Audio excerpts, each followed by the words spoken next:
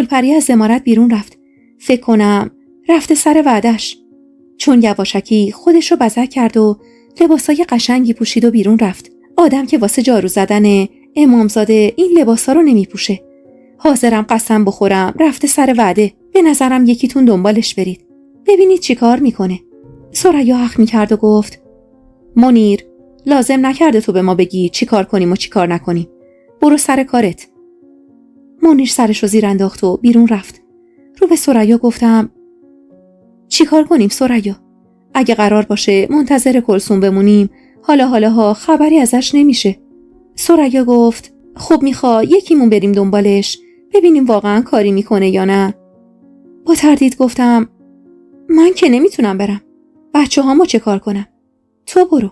ثریا گفت دوستای مهربونم، به کانال داستان‌های عاشقانه با سحر خوش اومدید. اگر تا اینجای داستان رو دوست داشتید ممنون میشم با لایک کردن و سابسکرایب کردن ما رو حمایت کنید و همینطور با زدن زنگوله کنار اون اولین نفری باشید که از داستان‌های منتشر شده کانال با خبر میشید. و حالا ادامه داستان. ببین سیمی، من خیلی دست و پا چلفتیم. من برم قشنگ همه چی رو لو میدم. تو برو. تو خیلی زبر و زرنگ‌تری. من مواظب بچه‌ها هستم. خیالت راحت. اصلاً کسی متوجه نمیشه. از این در پشتی که میخوره به رودخونه برو. بعد جاده امامزاده که میخوره به یه دوراهی، قبل از دوراهی یه جاده خاکی داره. از همونجا بری مستقیم که بری میرسی به همون کلبه‌ای که گفتم. حسابی توی فکر فرو رفته بودم و نمیدونستم باید چی کار کنم. یه آن به خودم گفتم اصلا به من چه؟ من چی کار دارم که گلپری چی کار میکنه؟ اما خب هر جور شده بود به این فکر کردم که باید دست گلپری رو کنم. شاید شرش از این عمارت کم بشه و من با خیال راحت بتونم بچه‌هامو بزرگ کنم. به ثریا نگاهی انداختم و گفتم باشه ثریا، پس من میرم. فقط مواظب بچه‌هام باشی یا؟ ثریا با لکنت گفت باشه سیمین، برو خیالت راحت. سری رفتم به اتاقم و آماده شدم. بعدم یواشکی همه جا رو پاییدم که کسی نباشه. از عمارت بیرون رفتم. اما نمیدونستم که اون آخرین باریه که بچه‌هامو میبینم. کاش قلم پام میشکست و هیچ وقت پامو از عمارت بیرون نمیذاشتم. کاش اونقدر راحت به اطرافیانم اعتماد نمیکردم. اون در پشتی مخصوص رفت آمد چوپان عمارت و گله ها بود. طبق همون آدرسی که ثریا داده بود رفتم و خیلی زود کلبه رو پیدا کردم. پشت یکی از درخت‌ها ایستاده بودم و به کلبه چشم دوخته بودم. حالا چطور باید مطمئن می‌شدم که گلپری و اون مرد غریبه داخلن؟ نگاهی به اطراف انداختم. کسی نبود. با ترس و لرز به سمت کلبه قدم برداشتم.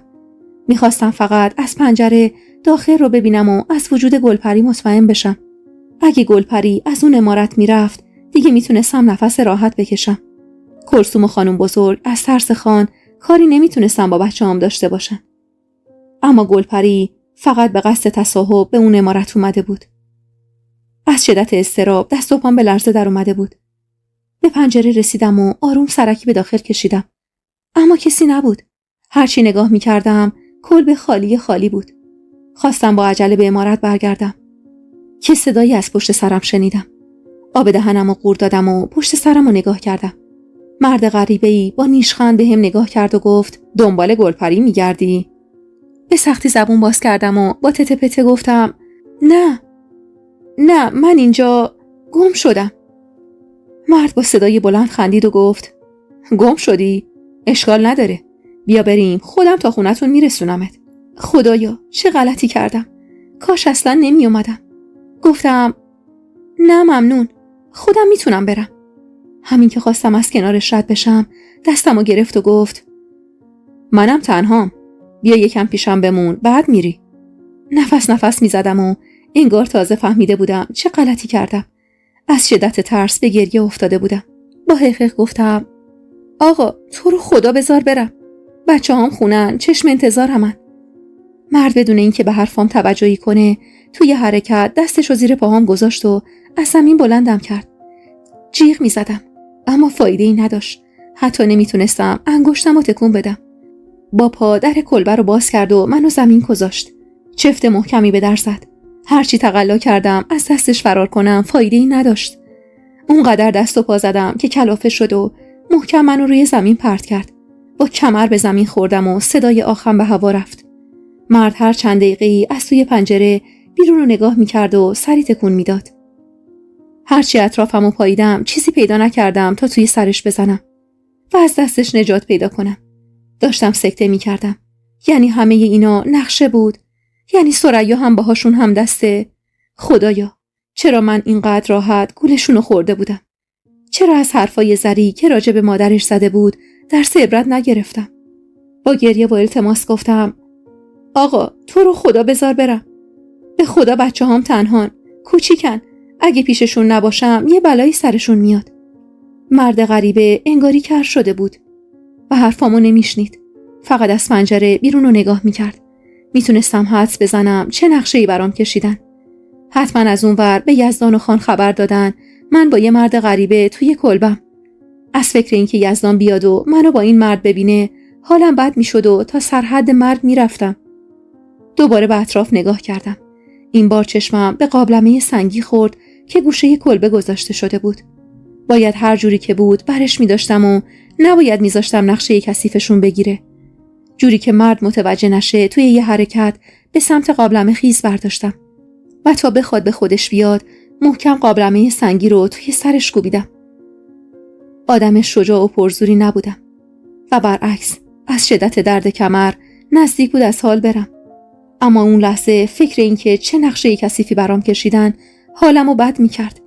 چجوری با تمام توانم قابلمه رو توی سر مرد کوبیده بودم که جلوی پام پخش زمین شد و زیر سرش خون جاری شد. وحشت همه وجودمو گرفته بود. یعنی من کشتمش. از ترس اینکه به هوش بیاد و مانع رفتنم بشه سری به سمت در رفتم و به هر سختی بود چفت در رو باز کردم. هوا تاریک شده بود و چشمام جایی رو نمیدید. نفس عمیقی کشیدم و دویدم. با تمام وجود دویدم و خودمو از اون کلبه لعنتی دور کردم. نمیدونستم دارم کجا میرم. فقط میخواستم از اونجا دور شم. اونقدر دویده بودم که نفسم بالا نمی اومد. شب بود و صدای زوزه گرگ و سگ می اومد. به درختی تکیه دادم و نفسی تازه کردم. اونقدر عمیق و تون تون نفس می کشیدم که به سرفه افتاده بودم. همش حس می کردم مرد غریبه به هوش اومده و داره دنبالم میاد. همین که کمی آروم گرفتم دوباره شروع کردم به دویدن. خدا خدا می کردم جلوی خونه آقام یا عمارت در بیام. حتما تا حالا نگرانم شدن و دنبالم گشتن. خدایا شکرت که تونستم از دست اون مرد فرار کنم. وگرنه خدا میدونه چه تهمتایی عایدم میشد. کاش روز میشد و میتونستم جایی رو ببینم. قطعا اگر قضیه فرار نبود حتی یه دقیقه هم نمیتونستم شب و توی جنگل بگذرونم. حتی فکرشم که شب و توی جنگل باشی آدمو به وحشت میندازه. هرچی اطرافمو نگاه کردم نتونستم چیزی بفهمم. اونقدر دویده بودم که میدونستم حسابی از کلبه دور شدم. گریه میکردم و راه میرفتم. اگه اونقدر به ثریا اعتماد نمیکردم حال روزم این نبود. الان من باید کنار شوهرم و بچه‌هام از زندگیم لذت میبردم. نه اینکه این موقع شب تنها توی جنگل از دست مرد غریبه‌ای فرار کنم. خدایا بچه‌هام حالا توی چه وضعیتی هستن؟ نکنه خانم بزرگ و گلپری از این فرصت استفاده کنن و بلایی سرشون بیارن. همینجور که میدویدم و تو فکر بودم یه لحظه حس کردم زیر پام خالی شد و با شدت به پایین پرتاب شدم. دور خودم تاب میخوردم و پایین میرفتم. اونقدر شیب زیاد بود که نمیتونستم خودم رو کنترل کنم. احساس کردم سرم به چیزی خورد و دیگه چیزی نفهمیدم. چشمامو باز کردم. کجا بودم؟ این خونه اصلا برام آشنا نبود. اینجا کجاست؟ من کیم؟ از توی رخت خواب بلند شدم و نشستم. نمیدونم صبح بود یا ظهر. اما هوا گرفته بود و صدای بارون توی اتاق پخش شده بود. تمام بدنم درد میکرد. کاش کسی میومد و به هم میگفت من اینجا چی کار میکنم. خواستم از سر جام بلند شم. اما اونقدر سر و بدنم درد میکرد که دوباره سر جام نشستم. احساس ضعف میکردم و صدای قار و قور شکمم در اومده بود. ظرف آبی کنار رخت خوابم بود که به سختی تونستم لیوانی پر کنم و بخورم. با شنیدن صدای باز شدن در به سمتش برگشتم. زن مسنی توی چارچوب در ظاهر شد. و با دیدن من با ذوق شروع کرد به صدا زدن کسی. داد میزد و میگفت مشرحیم بیا که مهمونمون بیدار شده. با ترس و تعجب بهش نگاه میکردم که نزدیک شد و گفت صبحت بخیر دخترم، حالت خوبه؟ سرمو تکون دادم و چیزی نگفتم. پشت سرش مرد مسنی وارد اتاق شد و گفت خدا رو شکر، خدا به جوونیش رحم کرد. چه خبر خوبی بهم دادی جواهر. بالاخره زبون باز کردم و گفتم ببخشید، من کیم؟ اینجا کجاست؟ شما کی هستید؟ جواهر خانوم با تعجب به مشرحیم نگاه کرد و گفت یا خدا، این دختر چشه؟ این سوالا چیه میپرسه؟ مشرحیم نزدیکتر اومد و کنارم نشست. زل زد بهم و کمی بعد گفت دخترم اسمت چیه؟ با تعجب گفتم اسمم نمیدونم. با یه حالت خاصی به هم نگاه کردن و این بار جواهر خانوم گفت از کجا اومدی دخترم؟ خونتون توی کدوم دهه؟ هیچی نمیدونستم. مثل بچه‌ای بودم که بین 1000 تا غریبه چشم باز کرده و هیچ کدوم از اطرافیانش رو نمیشناسه. لب زدم و گفتم نمیدونم. جواهر خانوم گفت دخترم مگه میشه ندونی از کجا اومدی؟ یا اسمتو ندونی؟ تو کسی رو نداری؟ یادت نیست از کجا اومدی؟ دوباره گفتم به خدا نمیدونم. حتی نمیدونم اسمم چیه. مشرحیم از سر جاش بلند شد و گفت جواهر یه دقیقه بیا بیرون، کارت دارم. جواهر خانوم نگاهی بهش کرد و دنبالش بیرون رفت. دوباره تنها شدم. حس و حال عجیبی داشتم. انگار داشتم خواب میدیدم. حتی حرف زدنم برام سخت شده بود. انگار کلمات رو فراموش میکردم. کمی بعد جواهر خانوم با ظرف سوپی وارد شد و کنارم نشست. نگاهی بهم انداخت و گفت دخترم جایی درد میکنه؟ گفتم آره، دستم، پاهام، سرم همه درد میکنن. شما میدونید چه بلایی سرم اومده؟ جواهر خانوم با چشمای مهربونش به چشمام زل زد و گفت الیاس چوپون این دهه. همه مردم آبادی گوسفنداشونو دستش میدن تا ببره چرا. 2 روز پیش ظهر بود که با سر و صدا همه رو وسط ده جمع کرد. وقتی رفتیم دیدیم تو رو که بیهوش و خونی بودی روی الاغی انداخته و درخواست کمک میکنه. همه مردم متعجب شده بودن و مشرحیم جلو رفت و قضیه رو ازش پرسید. اونم گفت که صبح زود وقتی گله رو برای چرا توی دره‌ای که یکم از این ده فاصله داره میبره تو رو دیده که با اون سر و وضع پایین دره افتاده بودی. الیاس خودش مرد تنهاییه. به خاطر همین من و مشرحیم رضایت خودمون رو برای آوردن تو به خونمون اعلام کردیم. گفتیم میاریمت خونمون تا رو به راه بشی. طبیب ده رو هم بالای سرت آوردیم. کار زیادی ازش بر نمی اومد. فقط یه سری زماد داد که به زخمای بدنت بزنیم. گفت باید منتظر بمونیم تا خودت به هوش بیای. که خدا رو شکر امروز به هوش اومدی. اما خب انگاری چیزی یادت نمیاد دخترم. گفتم آخه جواهر خانم، من پایین دره چی کار میکردم؟ چرا اصلا چیزی یادم نمیاد؟ حتی اسممم نمیدونم چیه. جواهر خانم با تردید گفت خوب میشی انشالله دخترم. حتما به خاطر ضربه‌ایه که به سرت خورده. حالا بیا یکم از این سوپ بخور، حتما خیلی گرسنه‌ای. بدون تعارف ظرف سوپ رو برداشتم و با ولع شروع به خوردن کردم. روزها از پی هم میگذشت و من هنوز چیزی رو به یاد نمی آوردم. حال جسمیم کم کم خوب شده بود و سر پا شده بودم. دلم میخواست هر چه زودتر تکلیفم مشخص بشه و برم پیش خانواده‌ام. شبا همیشه خوابای آشفته میدیدم. کسی توی جنگل دنبالم میدوید و من از دستش فرار میکردم. میدونستم هرچی که هست به اتفاقی که برام افتاده مربوطه. اما هرچی فکر میکردم چیزی رو به یاد نمی آوردم. از اینکه سربار جواهر خانم و مشرحیم بودم احساس شرمساری میکردم. اما جایی نداشتم که برم. تمام طلاهایی که بهم آویز بودن و به زور بهشون داده بودم. اولش قبول نمیکردن، ولی وقتی دیدن من اینطور راحتم اونا رو قبول کردن. هرچند هنوزم احساس میکردم خیلی سربارشونم. جواهر خانم که حکم مادر رو برام داشت اسم سوگل رو برام انتخاب کرده بود. مردم ده منو به اسم سوگل صدا می‌کردن و دیگه به این اسم خو گرفته بودم. بچه‌های مشرحیم و جواهر خانم همگی ازدواج کرده بودن. چند تایشون شهر بودن، یکی دو تاشون توی روستا و بقیه‌شونم توی ده‌های اطراف بودن و گاهی می اومدن به پدر و مادرشون سر می زدن. منم شده بودم دختر اون خونه. سالها از پی هم می گذشت. 1 سال، 2 سال، 3 سال، 4 سال و 5 سال. آره، 5 سال بود که از روزی که با اون وضع چشم توی خونه مشرحیم باز کرده بودم گذشته بود. یه روز رفته بودم سر چشمه که حواسم به صدای زنی جلب شد که پسرش رو صدا می زد. یزدان، یزدان، بیا اینجا ببینم. مگه آقات نگفته بود حق نداری مرغ و خروسا رو ول کنی به امون خدا؟ قسم خورده با ترک سیاه و کبودت کنه. یزدان، چقدر این اسم برام آشناست. خدایا، من این اسمو کجا شنیدم؟ وقتی به اسم یزدان فکر می کردم قیافه مردی قد بلند با ابروهای مشکی و پرپشت و سیبیلای سیاه جلوی چشمم ظاهر می شد. اصلا مدتی بود حال و روزم عجیب و غریب شده بود.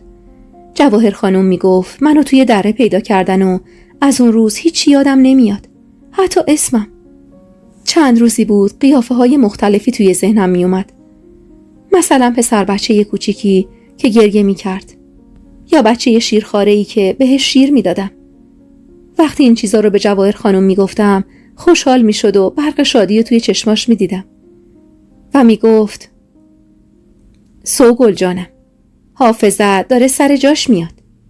سعی کن بیشتر فکر کنی و چیزای زیادی یادت بیاد. اما من دست خودم نبود. یه موقع‌های خاصی این فکر و خیالا توی سرم می اومد. گاهی اینجا می اومدم و برای جواهر خانم از چشم آب می بردم. 5 سالی بود که توی این خونه زندگی می کردم و دیگه باهاشون خو گرفته بودم. کوزه رو پر از آب کردم و راه افتادم. اسم یزدان توی ذهنم تاب می خورد و چهره مرد سیبیلو برام واضح‌تر می شد. تا به خونه برسم کلی به ذهنم فشار آوردم. اما چیز بیشتری به ذهنم نیومد. کوزه رو توی مطبخ گذاشتم و سراغ جواهر خانم رفتم. کنار تنور نشسته بود و مثل همیشه برامون نون میپخت. با دیدن من لبخندی زد و گفت اومدی مادر؟ بیا نون داغ بخور. همین الان از تنور بیرون اومده. کنارش نشستم و گفتم جواهر خانم، امروز چیز جدیدی یادم اومده. با ذوق نگام کرد و گفت چی مادر؟ فهمیدی اسمت چیه؟ گفتم نه هنوز، اما حس میکنم اسم یزدان رو میشناسم. یه مرد قد بلند با سیبیلای سیاه و تاب خورده و چشم و ابروی مشکی. جواهر خانم گفت کم کم یادت میاد جانم، بهت قول میدم، به زودی همه چیز یادت میاد. بهش زل زدم و گفتم میگم جواهر خانم، چرا توی این مدت کسی سراغم نیومده؟ یا نه، چرا شما جای سراغ منو نگرفتید؟ همون جور که نونا رو از تنور در می آورد گفت آخه دختر جون، تو حتی اسم تو هم بلد نیستی. حالا دیدی ما بردیم تو این ور و اون ور پرسیدیم و یکی الکی اومد و گفت این زن منه یا این دختر منه. ما از کجا بهش اعتماد کنیم و تو رو دستش بسپریم؟ تو هم که کسی رو نمیشناسی. ما فکر میکردیم خودت زود همه چیز یادت میاد و خانوادت رو پیدا میکنی. الانم که دیگه حسابی بهت وابسته شدیم. به خدا اگه روزی بخوای منو اینجا بذاری و بری، من دق میکنم از دوریت. راست میگفت. منم حسابی بهش وابسته شده بودم. توی این مدتی که کنارشون زندگی میکردم حتی یه بارم منو ناراحت نکرده بودن یا حرفی نزده بودن که احساس کنم سربارشونم. عین پدر و مادر واقعی همون جور با من رفتار میکردن. اون شب موقع خواب فقط به اسم یزدان فکر میکردم و چهره‌ای که به تازگی توی ذهنم افتاده بود. یعنی میشه همه چیز یادم بیاد و برم پیش خانواده خودم. اون شب برای اولین بار توی خواب نشونه‌ای دیدم. خواب دیدم توی خونه بزرگ و قشنگ که دور تا دورش درخت و گل بود زندگی میکردم و پسر بچه کوچیکی منو مامان صدا میکرد. هرچی میخواستم بغلش کنم نمیتونستم و اونم گریه میکرد.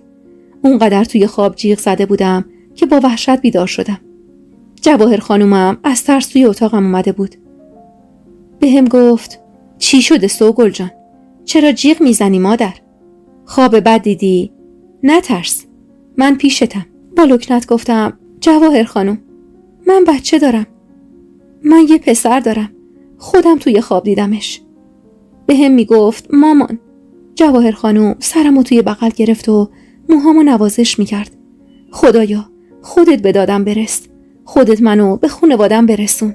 جواهر خانم کنار رخت خواب من بالشی گذاشت و گفت دخترم، منم همینجا پیشت میخوابم تا دیگه نترسی. ازش تشکر کردم. انگار مادر واقعیم بود که اینقدر هوامو داشت. دوباره دراز کشیدم.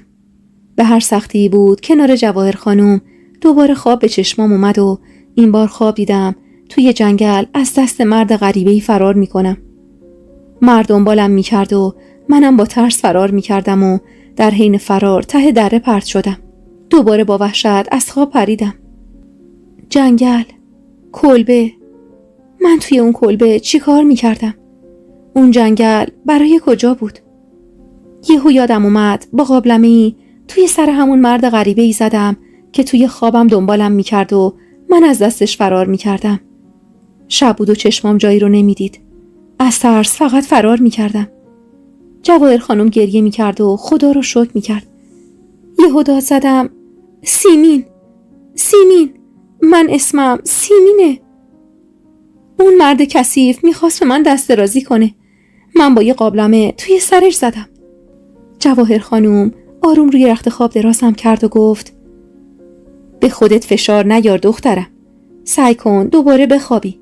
بهت قول میدم فردا همه چی یادت میاد. جواهر خانم اشک میریخت و خدا رو شکر میکرد که من اسممو یادم اومده. آروم روی رخت خواب درازم کرد و گفت بیشتر از این به خودت فشار نیار دخترم. سعی کن دوباره بخوابی. بهت قول میدم تو روزای آینده همه چی یادت میاد. پتو رو روی سرم کشیدم. باورم نمیشد. همه چیز مثل فیلم جلوی چشمم میومد. یزدان شوهرم بود. خدایا من 2 نوزاد داشتم. اسمشون چی بود؟ اسمشون رو یادم نمیومد. آهان الان یادم اومد. مهناز و شهریار. آدمای پس فطرت منو از بچه‌هام دور کردن. الان بچه‌هام کجان؟ دارن چی کار میکنن؟ خدایا این چند سال بدون من چی کار کردن؟ نکنه خانم بزرگ و گلپری بلایی سرشون آورده باشن. وای سریا، سریا، مگه دستم بهت نرسه؟ قسم میخورم انتقام این روزای سختی که بهم گذشت و ازت بگیرم. پتو رو از روی خودم کنار زدم. نمیتونستم بخوابم. سیل افکار و خاطرات بود که هجوم آورده بود به مغز و ذهنم. آروم گفتم جواهر خانم بیدارید؟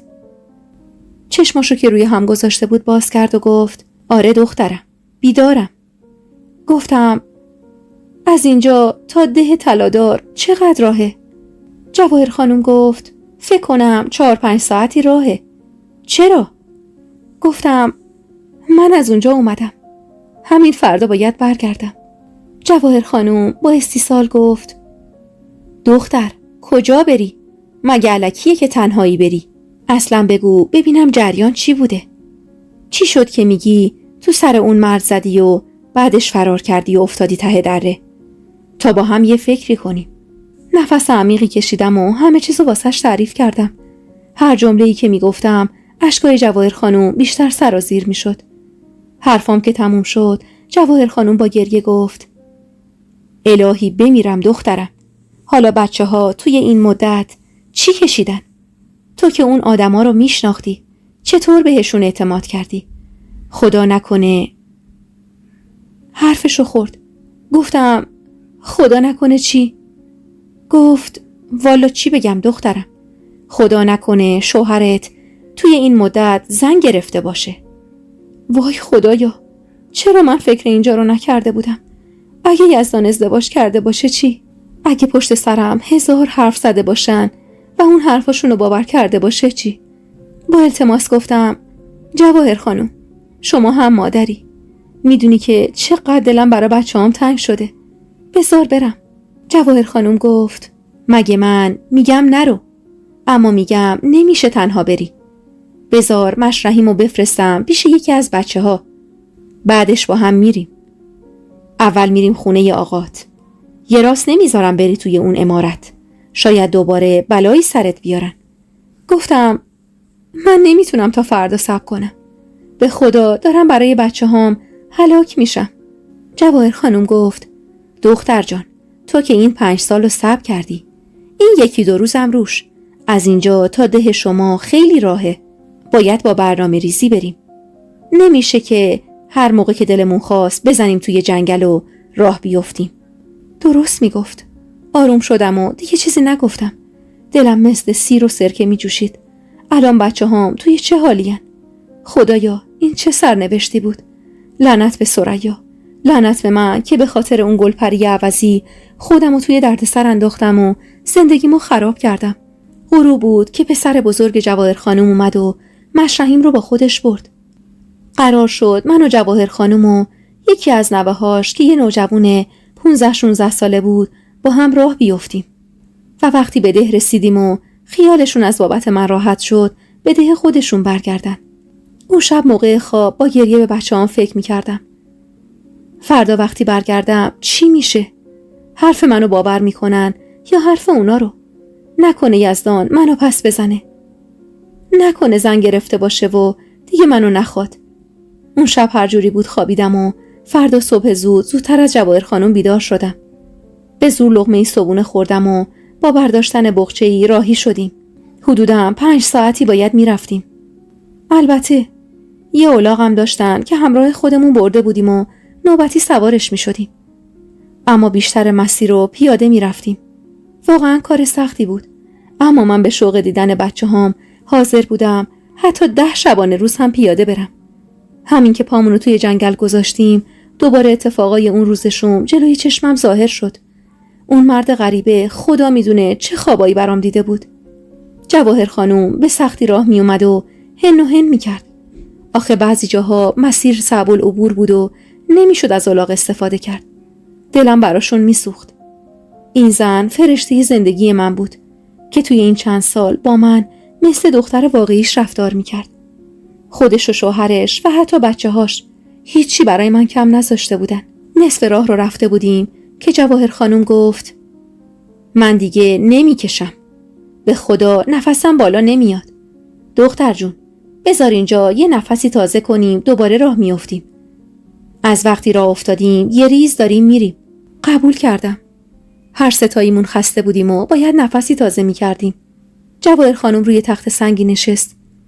پایین پاش نشستم و با شرمندگی گفتم تو رو خدا منو حلال کنید جواهر خانم. من اصلا به فکر شما نبودم. سرمو زیر انداخته بودم و داشتم میرفتم. جواهر خانم مثل همیشه لبخند ملایمی روی لبش نشوند و به هم گفت اشکال نداره دختر جان. منم جای تو بودم همین کارو میکردم. یه مادر چی میخواد به جز دیدن جگرگوشش؟ اونم بعد از این همه سال. حالا هم نگران نباش. بیان یه چیزی بخوریم دوباره راهی میشیم. و از توی بغچه‌اش چند تا لقمه نون و پنیر در آورد و به منو نوش داد.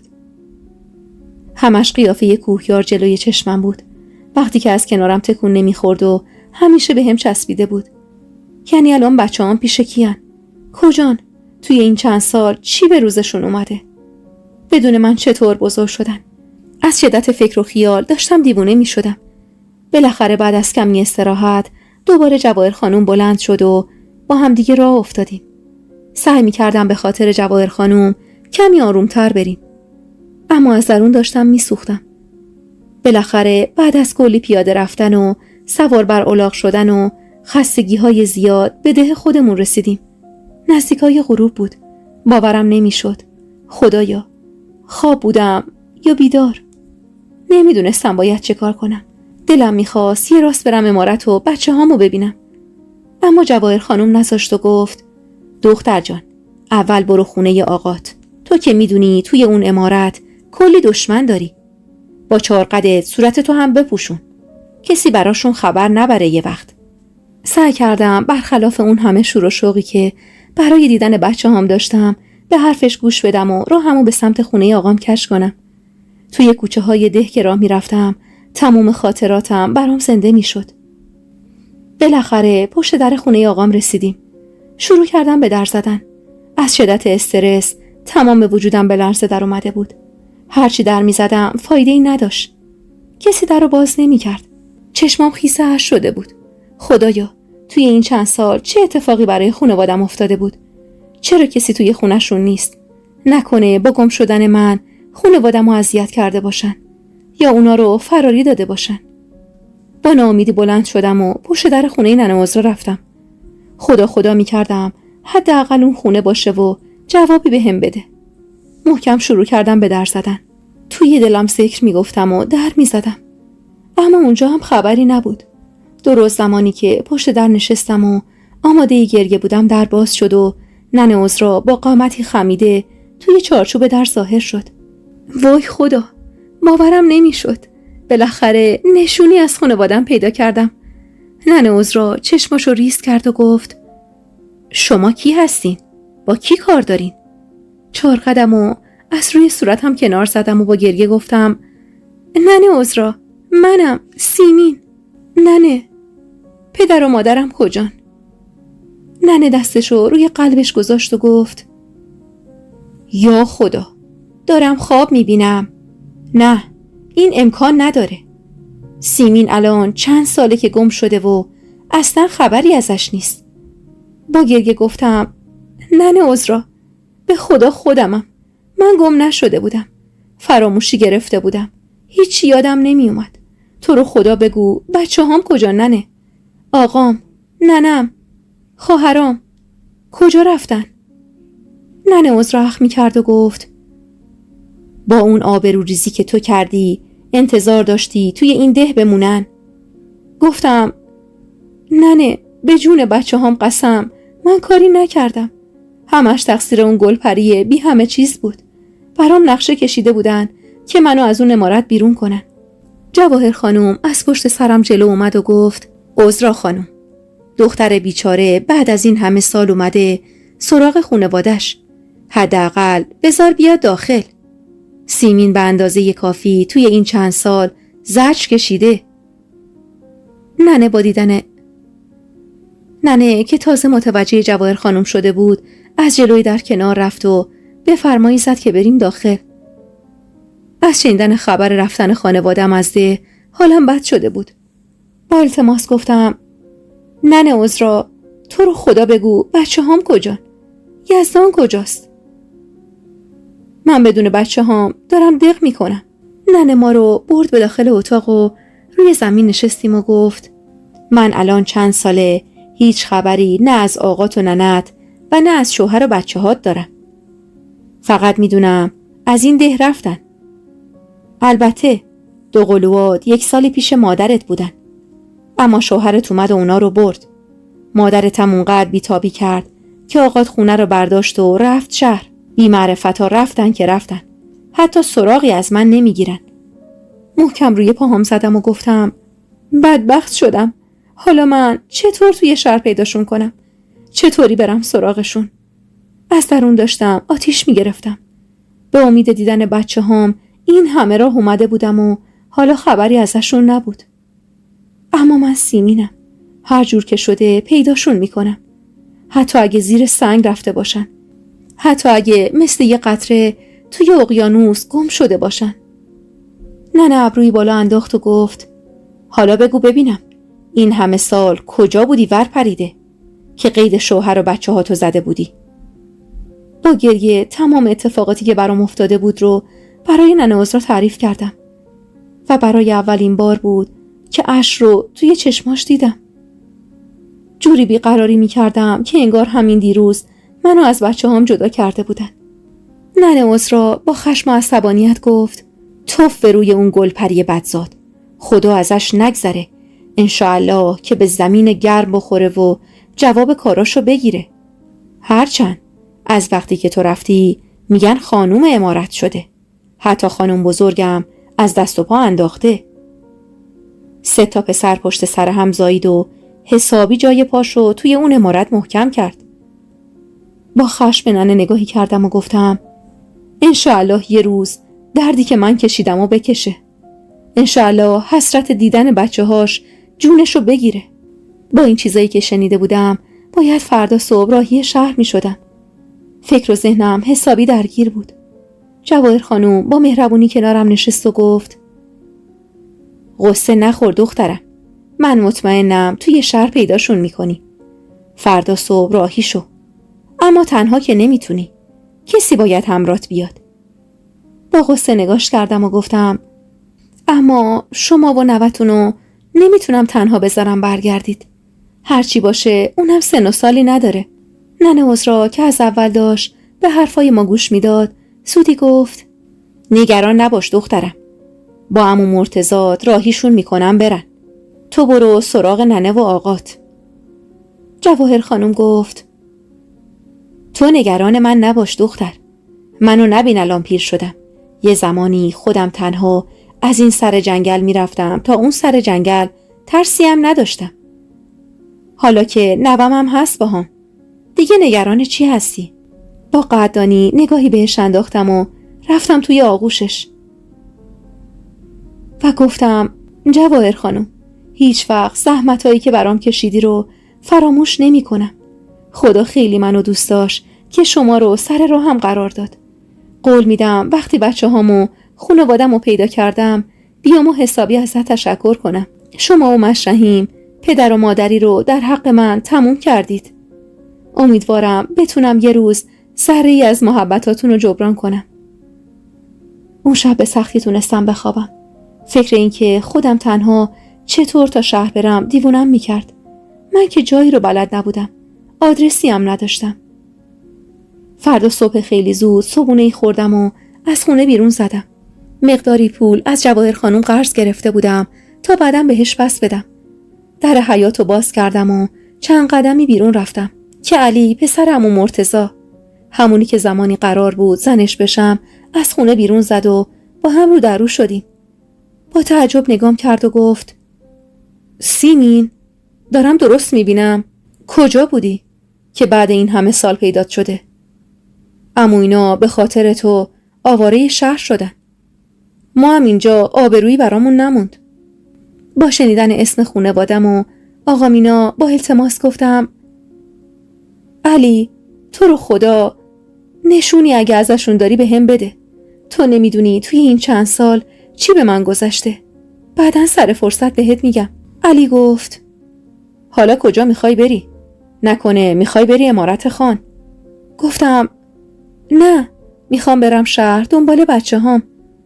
علی با اخ میگفت تنها میخوای بری؟ این همه پشت سرت حرف زدن بس نیست؟ با عصبانیت گفتم خب چی کار کنم؟ برم به مرد همسایه بگم با هم بیاد؟ کیو دارم آخه من؟ علی اخماشو باز کرد و گفت ببین تا سر کوچه برو. نمیخوام مادرم متوجه بشه. خودم باهات میام. گفتم نه علی نمیخوام کسی رو به درد سر بندازم. خودم میتونم برم. اما علی اخماشو توی هم کرد و گفت حرف اضافه نباشه. تو اگه عقل داشتی که این وضع زندگیت نبود. جوابشو ندادم. راست میگفت. سرمو انداختم زیر و راه افتادم. اول خواستم زود سر جاده برم و تنهایی از اینجا برم. اما حقیقتا کمی ترسیدم و همون سر کوچه ایستادم. 4 قدم و حسابی توی صورتم آورده بودم تا هیچ کسی منو نشناسه. هرچی که بود علی پسرمون بود و قطعا کمکم میکرد. بالاخره هم خونم بود. طولی نکشید که علی بدو اومد و بعد از نگاه کردن به اطراف گفت زود بیا پشت سرم. عجله کن. بدو تا سر جاده رفتیم. 1-2 ساعتی منتظر ایستادیم. کمی بعد بوس قدیمی و قرازه‌ای جلوی پامون ایستاد و سوار شدیم. قلبم محکم خودشو به قفسه سینم میکوبید. کنار پنجره نشسته بودم و علی هم کنارم بود. با خجالت به علی گفتم علی تو آدرسی، نشونی، چیزی از خونه آقام داری؟ آخه من چطور باید پیداشون کنم؟ علی گفت نه سیمین، آدرس خونه‌شونو که ندارم. اما انگار آقام میگفت عمو میرزا توی بازار داخل یه فرش فروشی کار میکنه. امیدوارم هنوز همونجا باشه و بتونیم پیداش کنیم. نفس عمیقی کشیدم. کمی امیدوار شده بودم. بعد از گذشت چند ساعت مینیبوس توی شهر متوقف شد و پیاده شدیم. بدون هیچ حرفی دنبال علی راه میرفتم. پرسون آدرس مغازه‌ای که آقام داخلش کار میکرد و پیدا کردیم. از شدت هیجان نفسم بالا نمی اومد. علی داخل رفت و من بیرون مغازه منتظر بودم. نمیدونستم عکس العمل آقام از دیدن من چیه. توی فکر بودم که با دیدن آقام که کنار علی ایستاده بود و به هم زل زده بود خشکم زد. چقدر پیر و شکسته شده بود. موهای سرش مثل برف سفید بود. خدایا، مگه چند سال گذشته؟ مگه آقام چند سالشه که اونقدر پیر شده؟ توی کسری از ثانیه چشمام پر از اشک شد. هر لحظه منتظر بودم آقامم مثل بقیه منو مقصر بدونه و انگ فرار یا بی‌آبرویی به هم بزنه. اما در کمال تعجب آقام با چشمای خیس اسممو صدا زد و دستاشو باز کرد. به سرعت خودمو بهش رسوندم و توی آغوشش رها شدم. باورم نمیشد. بالاخره یکی از اعضای خانواده‌مو پیدا کرده بودم. خدایا، خواب بودم یا بیدار؟ با گریه گفتم آقا، به خدا من کاری نکردم. به جون بچه هام برام تله گذاشتن. آقا، من این چند سال فراموشی گرفته بودم و حتی اسم خودمم یادم نمی اومد. آقا مشقمو پاک کرد و گفت میدونم دخترم، میدونم. من مطمئن بودم که تو هیچ وقت بچه ها تو به امان خدا ول نمی کنی و بری. مطمئن بودم که این حرفا همه شایعه است و برات پاپوش درست کردن. با هول گفتم آقا، تو رو خدا فقط بگو بچه هام کجان. دارم دیوونه میشم به خدا. اگه بدونی توی همین چند روز چی به من گذشته. آقام گفت بذار به صاحب کارم بگم نمیتونم بمونم، بعد میبرمت پیش بچه هات. با شنیدن این حرف زانوام سوس شد و همونجا نشستم. یعنی آقام از بچه هام خبر داره؟ آقام توی مغازه رفت و خیلی زود بیرون اومد. دنبالشون میرفتم و نفس میزدم. حالا کوهیار چه شکلی شده؟ قدش چقدر شده؟ همونجوری شیطون و سر به هواست. مهناز و شهریار چی؟ روز آخری که توی عمارت بلشون کردم و رفتم هنوز شیر میخوردن. اون روز نمیدونستم بچه هامو برای آخرین بار توی اون عمارت لعنتی میبینم و تا چندین سال قراره ازشون بیخبر باشم. راه زیادی رفته بودیم اما من اصلا خسته نبودم. به شوق دیدن بچه هام تا آخر دنیا هم میرفتم. بالاخره آقام جلوی در رنگارو رفته ایستاد و شروع کرد به در زدن. انتظار دیدن هر کسی رو داشتم به جز در باز شد و پسر 7-8 ساله‌ای جلوی رومون ظاهر شد. با دیدن آقام با ذوق گفت ننه، آقا جون اومده. تا اومدم کلمه ای حرف بزنم از هوش رفتم و پخش زمین شدم.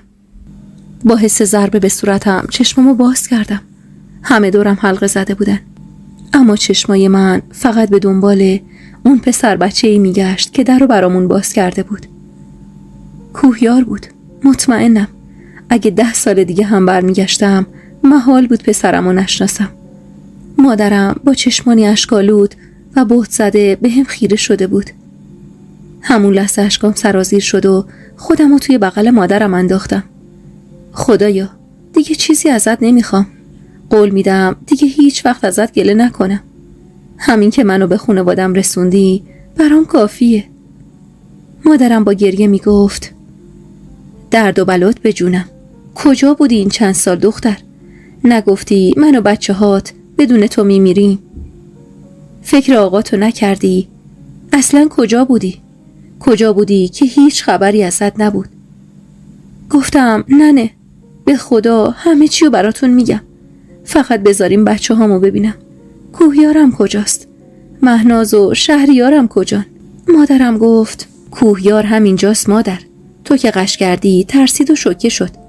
محلقا بردش توی اون یکی اتاق تا کمی آروم بشه. مثل دیوونه ها از جا پریدم و گفتم کدوم اتاق؟ اسم کوهیار رو صدا می زدم و به سمت اون یکی اتاق می رفتم. دست خودم نبود. از خود بی خود شده بودم. در اتاق رو باز کردم و کوهیار رو دیدم که توی بغل محلقا نشسته. نزدیک بود از حال برم. اما هر جوری که بود خودم رو سر پا نگه داشتم. کوهیارم، پسرم، مثل غریبه ها به هم نگاه می کرد و انگاری ازم می ترسید. با چشمای اشکی بهش نگاه کردم و گفتم پسرکم، نمیای تو بغلم؟ من مادرتم. تو این همه سال حتما دلت برام تنگ شده. نشده؟ محلقا دستی روی سرش کشید و گفت آبجی تو رو خدا اینجوری نکن. بچه میترسه. چه انتظاری ازش داری؟ راست میگفت. کوهیار چندین سال بود که منو ندیده بود و حالا با این حال و روزم مطمئناً میترسید. نفس عمیقی کشیدم و سعی کردم آروم باشم. کنار محلقا نشستم و دست لرزونم و توی موهای کوهیارم کشیدم. با چشمای قشنگ و مظلومش که ترس ازشون میبارید به هم نگاه کرد و چیزی نگفت. لبخندی به روش زدم تا بلکه کمی از ترسش کم بشه. اما خب حالا باید تحمل میکردم. به محلقا نگاه کردم و گفتم آبجی تو رو خدا بگو دو قلوام کجان؟ نکنه اتفاقی واسه شون افتاده. راستی یزدان کجاست؟ محلقا گفت نه آبجی خیالت راحت، حالشون خوبه. بعضی روزا یزدان خان میبرتشون پیش زری خانوم. آخه اینجا با کوهیار خیلی اذیت میکنن. دو قلوات از دیوار راست بالا میرن. اشک تمام صورتمو گرفته بود. توی تمام این سالای بچگیشون من کنارشون نبودم. مادرم اومد توی اتاق، دستمو گرفت و بلندم کرد. با مهربونی گفت بیا بریم توی اون یکی اتاق بشینیم. آقات رفته یزدان خان رو خبر کنه. با شنیدن این حرف هم خوشحال شدم، چون متوجه شدم که احتمالاً یزدان زن نداره و ازدواج نکرده. همین که قلبم تیر کشید. از اینکه اگه یزدان حرفمو باور نکنه چی؟ اگه توی این همه سالها به هم شک کرده باشه و تمام تهمت‌ها رو باور کرده باشه چی؟ اما نه، اگه باور کرده بود الان بچه‌هام کنار خانواده‌ام نبودن. از مادرم پرسیدم ننه یزدان توی این سالا چی کار کرده؟ نکنه حرفای بقیه رو باور کرده؟ چرا اصلا دنبالم نگشت؟ من که جای دوری نبودم. اگه یکم دنبالم میگشت میتونست راحت پیدام کنه. مادرم گفت این حرفو نزن سیمین. به خدا یزدان خان توی این سالها از تو بیشتر عذاب کشیده. ما هیچ کدوم فکر نمی کردیم تو توی دههای اطراف باشی. آخه مردی که توی کلبه بود گفته بود تو به شهر فرار کردی.